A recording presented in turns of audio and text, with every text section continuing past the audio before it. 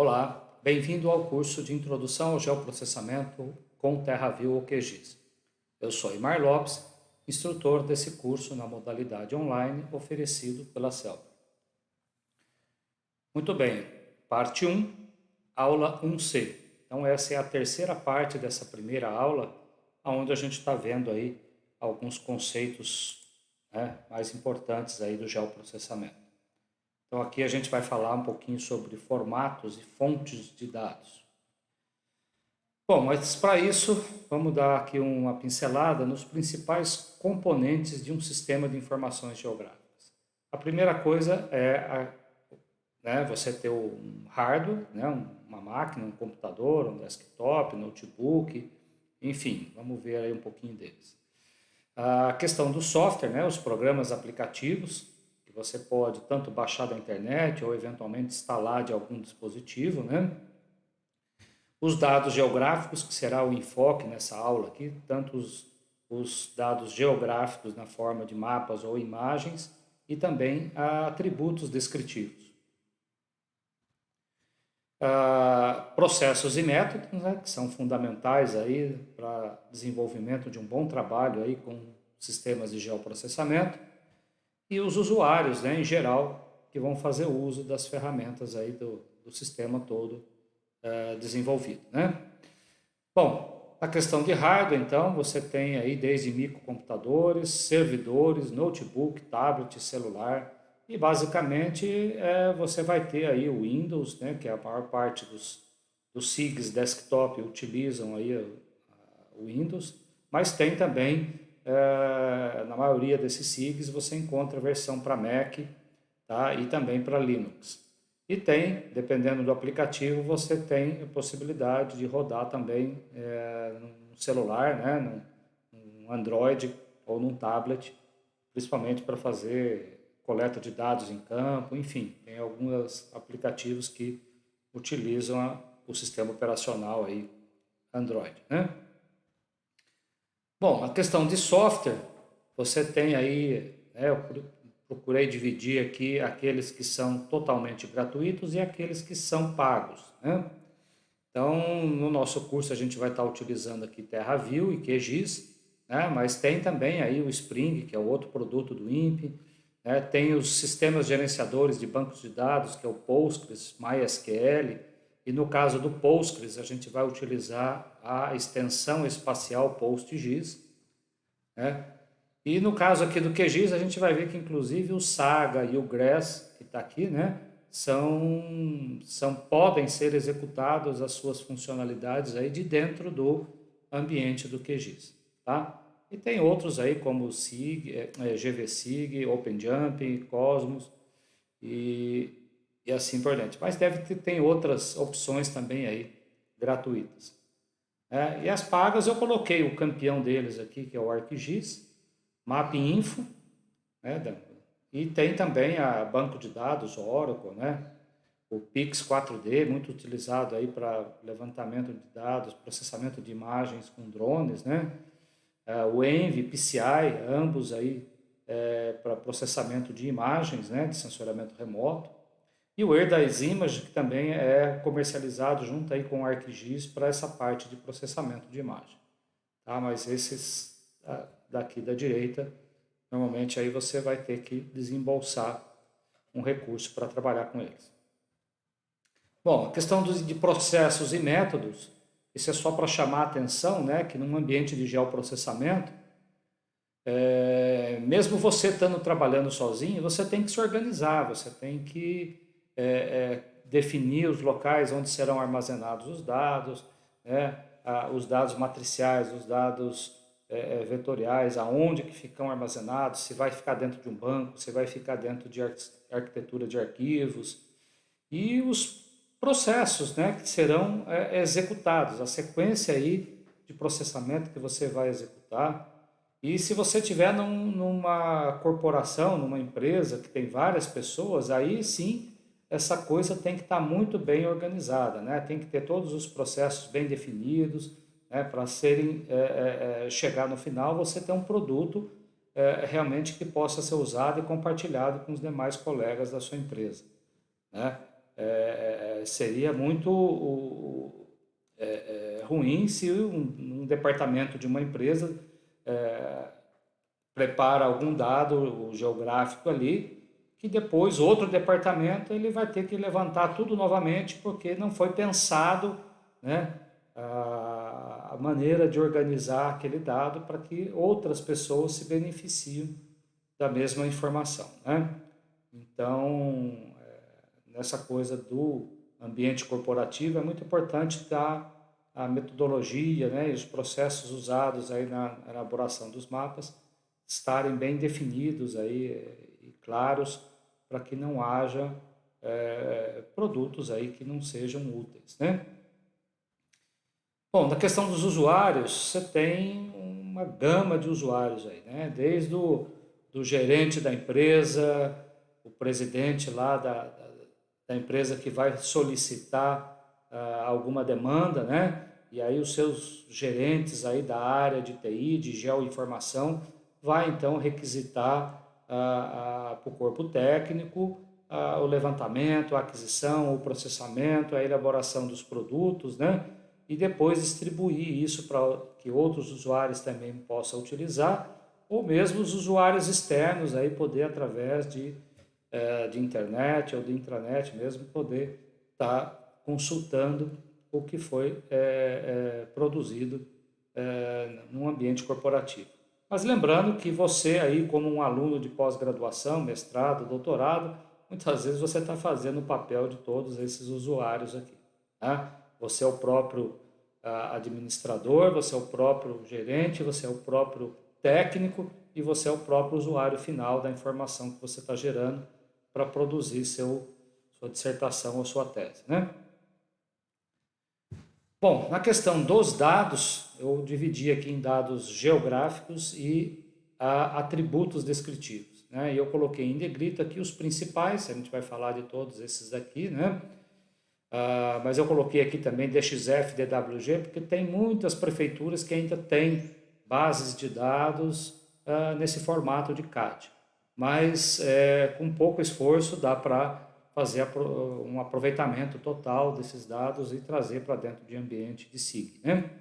Na parte matricial aqui eu vou falar mais do GeoTIFF, mas tem o HDF, muito utilizado aí na área de meteorologia, né? NetCDF, o próprio JPEG, o RAW, que é a imagem bruta, né?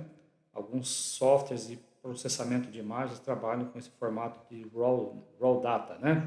O próprio Envy, ele trabalha a imagem no formato RAW, mas tem um arquivo descritor que guarda lá o número de linhas, colunas, o geoposicionamento, a projeção daquele dado matricial no formato RAW data. E atributos descritivos, nós vamos falar basicamente desses 4 aqui, ok? Então vamos lá. O primeiro formato aqui para dados vetoriais, né, mapas, né, no formato aí Shapefile, né, é um formato desenvolvido pela empresa americana, né, URSS, né, ou simplesmente aí o chamado de Shape. É o formato mais popular aí no mundo do geoprocessamento. Então você vai encontrar na internet a maior parte das instituições que comercializam ou distribuem dados geográficos vetoriais vão estar disponibilizando esses dados no formato Shape ou Shapefile, ok? Ele não se trata de um único arquivo. Esse formato consiste aí de uma coleção de arquivos com o mesmo nome, mas mudando a extensão ou as terminações de cada arquivo, tá? Mas que devem estar armazenados no mesmo diretório. Então, para você ter um único tipo de mapa, né, para você ter uma camada ali do teu SIG, né, você vai ter que ter minimamente 3 arquivos. O SHP, que é o Shape, né, que guarda realmente a geometria. O DBF, que guarda a informação descritiva ou tabular. E o SHX, aí, que guarda a conexão, aí, a indexação dessas geometrias com a tabela de atributo. Tá bom? Então, minimamente, você precisaria ter esses 3 arquivos aqui. Então, o SHP, SHX e o DBF são obrigatórios, tá? Mas nós temos também os opcionais, né? Que é o caso da extensão PRJ, que guarda exatamente o sistema de coordenadas e a projeção e datam utilizado por aquela camada, por aquele mapa no formato shape, né? Tem outros aqui que é o IDX, que é indexação, o índice espacial, metadados, código de página, né? Então pode aparecer também outras extensões aí associados ao shape, tá? Mas minimamente tem que ter os três, mas é muito importante que você tenha também o PRJ ali, então tem que ter pelo menos esses quatro, SHP, SHX, DBF e o PRJ, tá bom? E é comum, antes de baixar esse arquivo da internet, eles serem, né, esses quatro arquivos aí, eles serem compactados num arquivo zip. Aí fica mais fácil, né? Você baixa um único arquivo, porém é necessário você descompactar esse arquivo zip antes de começar a trabalhar ele aí no teu SIG, tá bom? Nós vamos fazer uso bastante desse formato aí no curso. O segundo formato é o MapInfo File, né? É o formato MIDI-MIF, que é amplamente utilizado aí para intercâmbio de dados vetoriais do MapInfo com outros aplicativos. É um formato que usa dois arquivos, né? Num deles você tem a informação geométrica, né? Que é o MIF, e no MIDI você tem os atributos descritivos, tá? Então, esse formato aqui, ele armazena aí tanto ponto como linha, polígono, regiões, arco, texto, retângulo. Então, todos esses tipos geométricos, né, multipoint, coleção de geometrias, ele pode trabalhar com um conjunto grande de dados vetoriais. Então, tem aqui ó, o arquivinho para a tabela descritiva e o segundo arquivinho com o mesmo nome, né, mudando somente a extensão para guardar a geometria. JSON é o formato de intercâmbio de dados padrão aberto aí para feições geográficas vetoriais simples e os seus atributos não espaciais. Ele é baseado aí no JavaScript Object Notation, tá?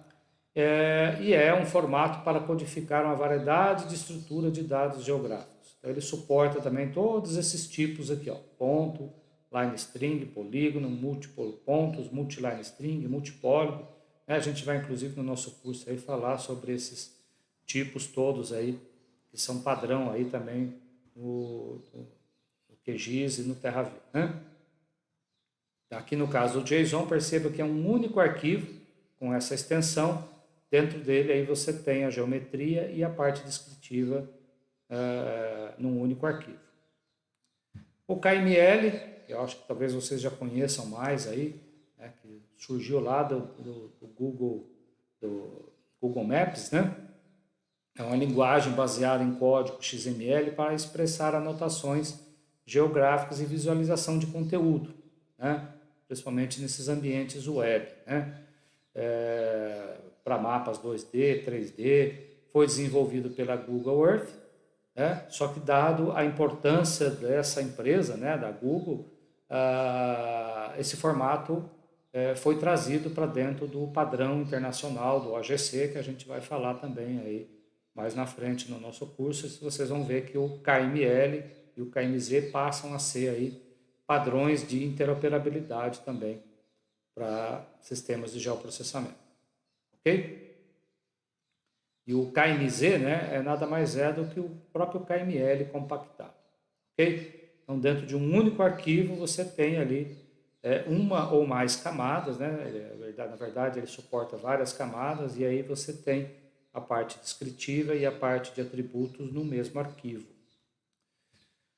Um outro formato mais recente aí é o GeoPact. Ele é baseado também em padrões abertos, independente de plataforma. Ele é portátil, compacto para transferência de informações geoespaciais. Foi desenvolvido em 2014 pelo padrão aí OGC, né? Pensando especialmente no mundo mobile, né? Mas funciona independente também de plataformas. Então, a especificação do GeoPact descreve um conjunto de convenções para armazenamento de dados espaciais dentro de uma estrutura de banco de dados SQLite. Okay? Então, é uma estrutura de tabelas e tabelas de mapas vetoriais, de tiles, né, arquivos rasters e matrizes em várias escalas, esquemas, né, que são os campos de tabelas, metadados, extensões.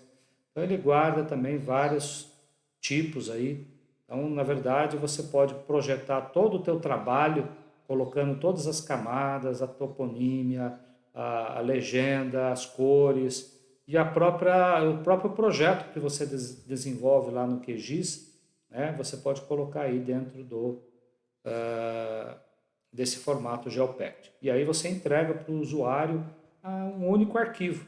Tudo está lá dentro dele com essa extensão aqui, GPKG. Tá? É um formato que promete, inclusive, aí, com o tempo, né, substituir o formato Shapefile. A promessa de quando surgiu ele aí é vencer aí o mundo do Shapefile e passar a ser esse aí o padrão. Já tem alguns órgãos aqui no Brasil, como o IBGE, que começa a distribuir os seus mapas nesse formato.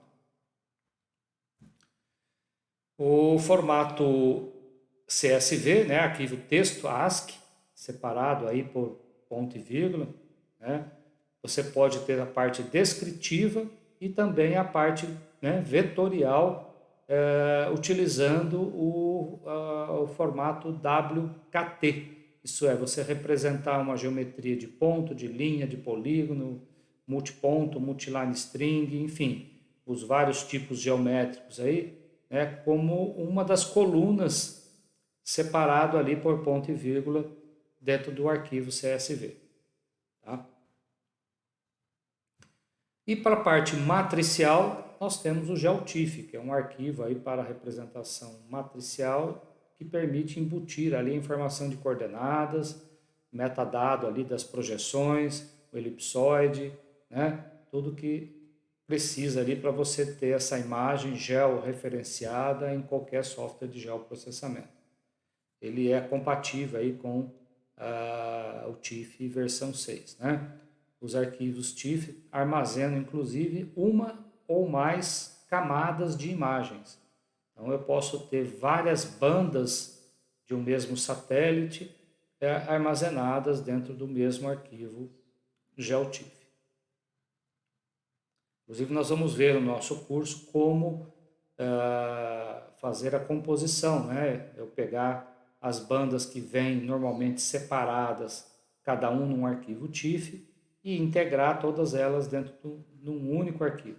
E aí, se você quiser fazer o processo inverso, também é possível. Você decompõe, você extrai as bandas que você quer de um arquivo que está tudo ali dentro, né? O formato CSV agora para dados somente tabulares, né? São um formato muito utilizado para dados descritivos, tabulares na internet. Então é um arquivo também separado aí por ponto e vírgula, né? Como terminador de cada coluna, né? Separado aqui por esse ponto e vírgula, aberto. Isso é, você pode abrir o arquivo CSV em qualquer editor de texto, Word, Notepad. Eu abri aqui, por exemplo, esse no Notepad++ aqui, né? E aí você é legível, né? Você consegue identificar todo o conteúdo do arquivo aí, né? Diferente dos arquivos binários. O tipo de dado em cada coluna não é definido no arquivo. Então, você observa aqui que eu coloquei, né, a primeira linha que tem o nome das colunas, por exemplo, a sigla aqui do estado, o código do IBGE, esses 7 dígitos aqui numéricos, o nome do município, que está aqui separado por ponto e vírgula, né? E depois aqui 3 colunas, uma com arroz, cana e mandioca. Então, provavelmente isso aqui é um dado de produção agrícola. Então, né?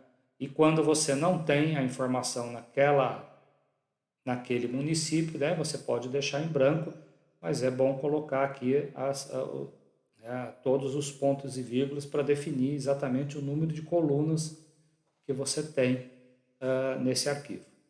Okay? Então, você provavelmente na hora de trazer para dentro do SIG, você vai ter que dizer qual que é o tipo, ou deixar que o SIG tente fazer isso automaticamente. O caso do QGIS, ele faz isso. Né? No TerraView, vocês verão lá que terão que realmente dizer que isso é um um dado de alfanumérico, né, string, isso aqui, código do IBGE também, apesar de você ver aqui que é um número, né, mas você vai poder dizer ali que é um string, nome de município, produção já vai ser um dado numérico, né, se não usar casas decimais, você pode até definir como inteiro, caso contrário, você teria que definir como um dado do tipo real, né, um double, de dupla precisão ali, para guardar as casas decimais de cada número desse. O formato XLS ou XLSX, que é a versão mais nova aí das planilhas do Microsoft Excel, né? Então, a partir de 2007, ele mudou a extensão, né? Você pode, eventualmente, pré-formatar as colunas aqui dessa planilha do Excel, mas não necessariamente elas serão reconhecidas aí pelo SIG, tá? Muitas vezes você vai ter que dizer lá o que é aquele dado daquela coluna. Bom, mas é comum as planilhas serem exportadas para o formato CSV antes de serem utilizadas aí por sistemas de geoprocessamento. Ok? É o caso do nosso curso aí. Nós vamos converter planilhas para o formato CSV para depois carregar no QGIS ou no TerraView. Apesar de que no QGIS você tem um complemento, uma extensão lá que você pode baixar, né, no QGIS e utilizar ele para ler diretamente a extensão XLS ou XLSX. Ok? DBF é um arquivo de banco de dados utilizado pelo sistema de gerenciamento DBase. Tá? Os dados são armazenados em um único arquivo, tá? Que guarda ali, né, num dado, num formato matricial, com vários registros e campos, considerando um formato que é considerado um formato padrão para dados estruturados. Então, inclusive, a própria URSS, né, utiliza naquele formato shape, né, utiliza o DBF para guardar a parte descritiva, né? E no caso aqui, né, para você importar o formato DBF, né, você pode estar utilizando normalmente o SIG vai ler isso direto, mas tanto para criar o formato DBF ou para importar para dentro de um outro software para preparar o dado antes, né? Você pode estar utilizando aqui o próprio Access da Microsoft, que tem as ferramentas lá de importação e depois a exportação para DBF. Você observa que o dado ele é todo estruturado, né? Aqui é a tela do DBF Commander Professional, que é um aplicativo aí shareware, né? Você paga para utilizar esse software e você consegue dar toda a manutenção, criar novas colunas, criar novos atributos, né? Você define os tipos aqui, para cada coluna dessa você pode definir aqui o tipo, se é caractere, se é data, double, float, inteiro, memorando, numeric, tá? Então você vê aqui que você pode trabalhar os tipos para cada coluna. Isso facilita depois quando você for levar lá para o SIG, né? Você já tem essa definição do tipo numérico, do tipo de cada coluna do dado descritivo. O MDB né, o Access da Microsoft, né? Então você tem esse formato também aí para armazenamento de dados tabulares, mas como eu disse, você, né, para levar para o teu SIG, né, caso ele não leia o formato MDB, você pode estar exportando para DBF ou CSV para que possa ser utilizado então no SIG. Tá? E a versão mais nova, né, a partir de 2007, a extensão mudou de MDB para ACCDB. Ok? Então perceba aqui, né, para cada coluna do dado tabular, você pode ter aqui o tipo, né, descritivo aqui, dizendo qual que é, se ele é texto, se ele é número, se ele é data, se ele é objeto, se ele é um hiperlink. Então, no Axis dá para definir todos esses tipos aí, né? Bom, mas aonde que eu consigo dados geográficos gratuitos, né, na internet? Então, você tem várias instituições, eu coloquei aqui as principais, principalmente no âmbito nacional, né? Então, o próprio INPE é uma das instituições que distribui muitos dados geográficos, principalmente imagens, né? Imagens de GeoTIFF aí do satélite Cibers, Landsat, ResearchSat, né? Do Amazônia 1, do Cibers 4A. Então você tem lá toda a série de satélites que tem armazenado aqui no repositório do INPE disponível para download. Você tem os dados também de desmatamento dos biomas, mapas de uso e cobertura, né, disponível aí nessas plataformas web do INPE. O IBGE, também muita base de dados cartográfica, temática, né, e de censo também disponível no IBGE. Agência Nacional de Águas, a INDE. A INDE, na verdade, lá você vai ter o link para poder acessar as instituições que disponibilizam dados geográficos, principalmente na forma de serviços, né? Web Services. Então, na última parte do curso nosso, a gente vai ver como acessar camadas de dados geográficos utilizando Web Services. Ministério do Meio Ambiente, o INCRA, DENIT, o Serviço Geológico Brasileiro, né? CPRM, então, muitos mapas geológicos, né? Você encontra disponível aí na CPRM, tá? E, né, como eu disse, o feijão com arroz aí nesses dados disponíveis de forma gratuita, você vai encontrar no formato Shapefile para dados vetoriais e GeoTIFF se for matricial, ok? Então, a maior parte está nesses dois formatos aí. Eu coloquei aqui também o Map Biomas, é um projeto aí de mapeamento anual de cobertura de uso do solo do Brasil, né? Então lá você tem bases de dados de uso de vários anos, é um dado temporal muito bacana ali que você pode estar trazendo também para dentro do SIG. O Serviço Geológico Americano, né, com diversos mapas, imagens também do mundo todo. O Copérnicus, que tem lá os dados de observação da Terra da série de satélites de Sentinel 1, 2 e 3, tanto satélite óptico como radar, né? O Banco de Dados de Informações Ambientais do IBGE, o satélite Search, com imagens públicas da Amazon.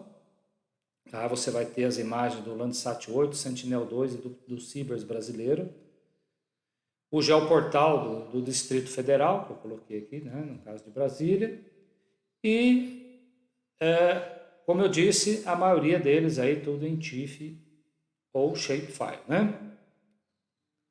E para dados somente tabulares, você tem o Banco Multidimensional de Estatísticas do IBGE, o IPEA Data, dados socioeconômicos, DataSUS para portal aí de saúde, e tem também o portal de dados abertos do governo brasileiro. Aí, de lá você pode ir para várias instituições buscar o teu dado de endereço, de interesse.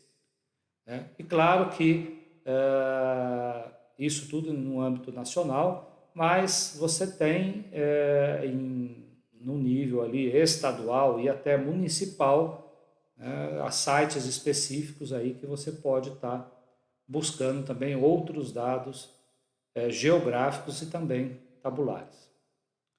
Ok? Então era essa a nossa terceira parte aí dessa primeira aula, né?